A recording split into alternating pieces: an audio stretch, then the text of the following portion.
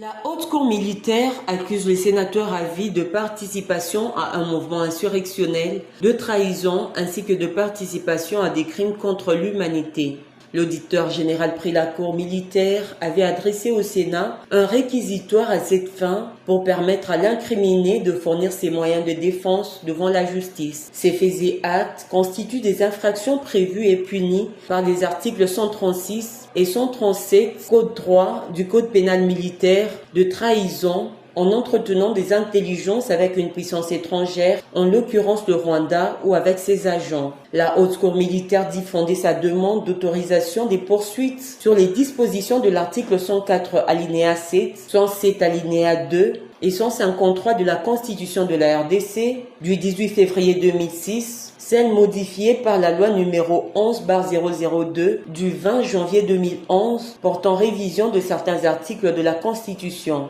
L'article 153 de la Constitution attribue à la Cour de cassation la compétence pénale pour les actes infractionnels commis par les membres de l'Assemblée nationale et du Sénat pendant l'exercice de leurs fonctions. Mais lorsqu'ils commettent des actes prévus et punis par le Code pénal militaire, ils relèvent de la compétence de la Haute Cour militaire. La saisine du Sénat tendant à obtenir l'autorisation d'engager des poursuites à l'encontre du sénateur à vie Joseph Kabila se justifie non pas parce qu'il était président de la République, mais parce qu'il est sénateur. On en saura davantage sur ce dossier après les 72 heures ou 3 jours des travaux de la commission spéciale dont les membres ont été désignés par le bureau après le huis clos en vertu de l'article 56 alinéa 1 du règlement intérieur du Sénat.